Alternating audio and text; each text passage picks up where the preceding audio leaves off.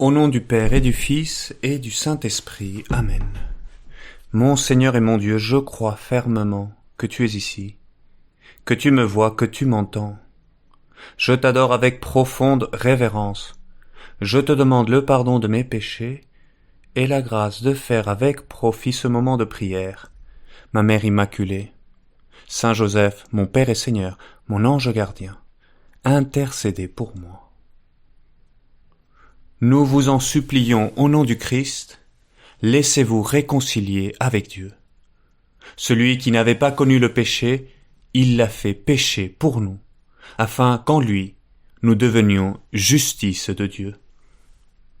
C'est ainsi, en citant saint Paul dans sa lettre aux Corinthiens, que saint Jean-Paul II commençait son homélie lors de cette messe, ce jour historique, dans le cadre du jubilé de l'an 2000, où il avait organisé une journée de pénitence pour l'Église universelle. Ce jour-là, il avait publiquement demandé pardon à Dieu au nom de l'Église et de tous les chrétiens pour les méfaits, pour les péchés, pour les crimes commis par certains de ses fils et de ses filles tout au long des âges. Un geste courageux et plein d'humilité que de s'agenouiller devant Dieu pour demander la purification de notre mémoire, celle de l'Église, la tienne et la mienne en tant que membre de cette famille qui veut faire le bien et qui souvent, malheureusement, n'y arrive pas. Un geste donc pour implorer le pardon de Dieu pour les péchés passés et présents de ses fils, de ceux qui ont porté et qui portent le nom de chrétiens, pour nos péchés, pour les tiens et les miens aussi. Nous vous en supplions au nom du Christ, laissez-vous réconcilier avec Dieu. C'est ainsi que disait saint Paul et c'est ce que chaque année, l'Église nous redit au début du carême. Bon, vous allez me dire, il y va un peu fort, le prêtre. Il reste encore 6 mois, pratiquement, avant le carême. Oui, c'est vrai. Oui, parce que aujourd'hui encore, alors que la dernière phase du synode sur la synodalité est sur le point de s'ouvrir, ça commencera demain, et ça ira jusqu'à la fin octobre, et nous te prions d'ores et déjà, Seigneur, pour les fruits de ces échanges. Dieu Esprit Saint, éclaire nos pasteurs, guide-les dans la communion de ton amour vers la vérité. Eh bien, aujourd'hui encore, alors que le synode est sur le point de commencer, et au terme de 2 jours de retraite spirituelle, le pape François va réitérer ce geste de demande publique de pardon pour toutes nos infidélités à l'Évangile, pour nos divisions, pour la violence avec laquelle certains on fait du tort aux autres, les attitudes de méfiance, voire même d'hostilité pour des personnes d'autres religions. Bon.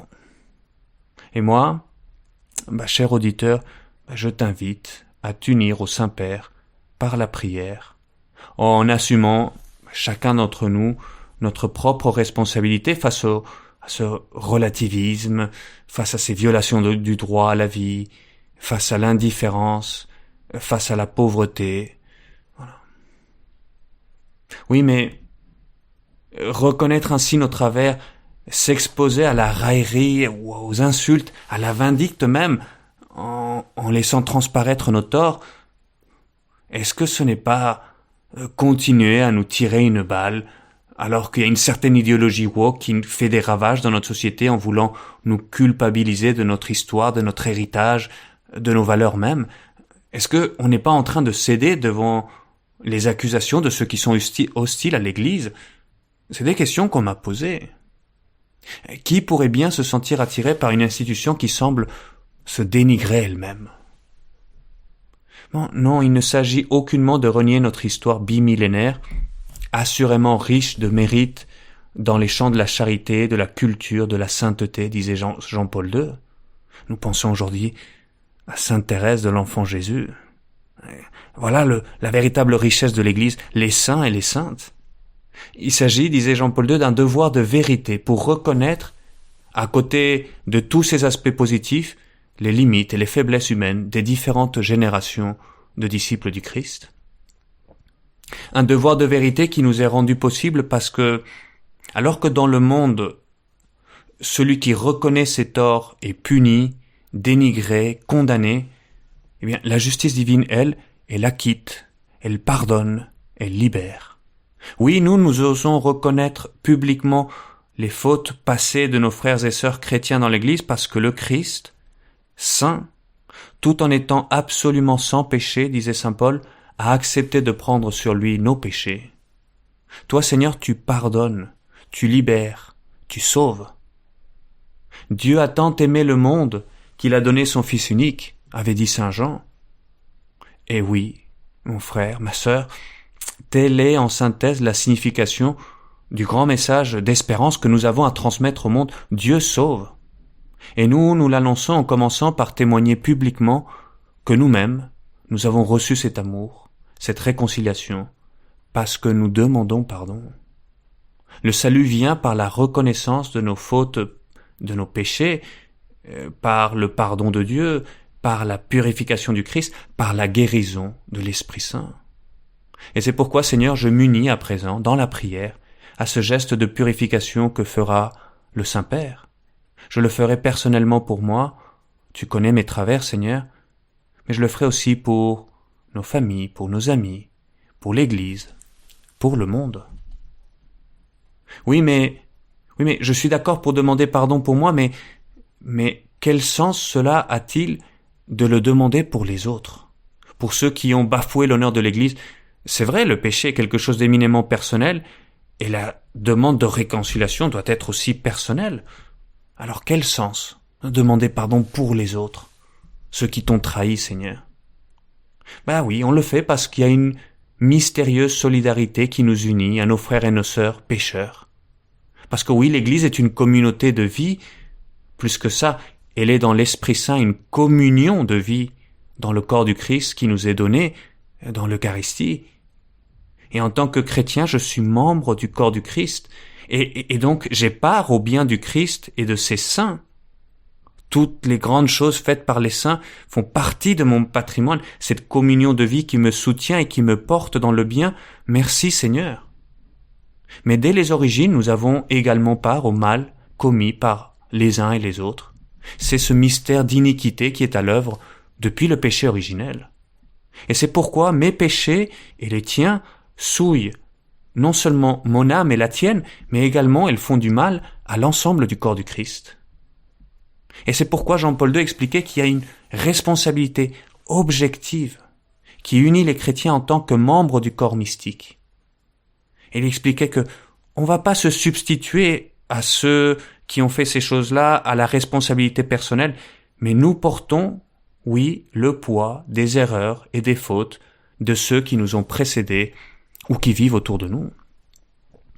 Et c'est donc en vertu de cette union mystérieuse au Christ que l'Église, qui est son corps, peut poser ce geste de purification de la mémoire afin de laisser entrer la grâce de Dieu dans les recoins les plus sombres de notre vie et de notre mémoire, personnelle et collective.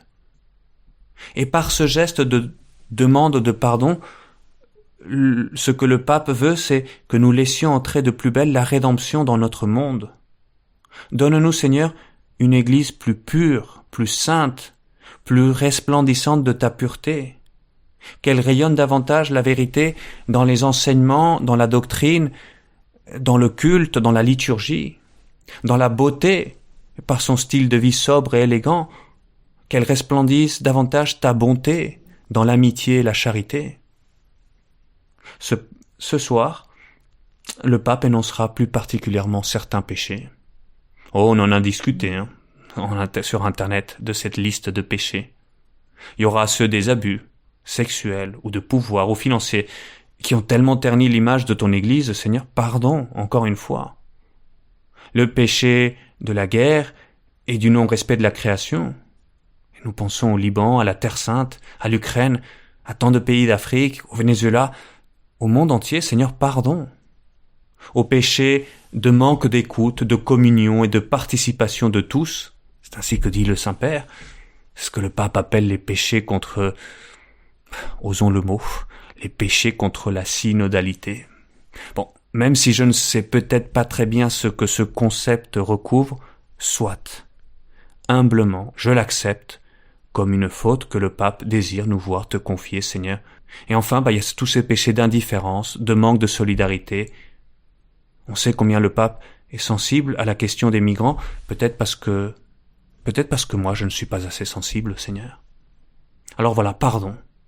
Loin de toute polémique sur la pertinence d'une telle liste de péchés qui ne pourra jamais être complète, ce que le Saint-Père nous demande aujourd'hui, c'est d'humblement commencer par nous regarder devant Dieu et d'étendre alors ce regard humble et contrit à toutes ces relations sociales qui lient les hommes et les femmes entre eux et demander alors pardon au Seigneur pour toutes ces structures de péché qui au sein même de la société et de l'Église enlaidissent la beauté de ton épouse, Seigneur, notre mère l'Église. C'est pour elle que tu as donné ta vie afin de la rendre toute pure, immaculée, rayonnante de ta vie, Seigneur. Et ainsi ce geste deviendra pour nous une occasion de faire rayonner positivement notre foi. Parce que par ce geste, nous voulons dire au monde entier, mais regardez, il ne s'agit pas d'une église de purs, mais de pécheurs. Oui, mais de pécheurs réconciliés. Un hôpital de campagne, comme dit le pape François, pour tous ceux qui acceptent de recevoir ce pardon, cette réconciliation. Nous, Seigneur, nous la recevons de toi. Nous en témoignons avec Saint Jean. Dieu a tant aimé le monde qu'il a donné pour nous son Fils unique. Et c'est pourquoi nous vous l'annonçons aujourd'hui avec Saint Paul dans la joie, dans la confiance, dans l'espérance. Laissez-vous réconcilier avec Dieu.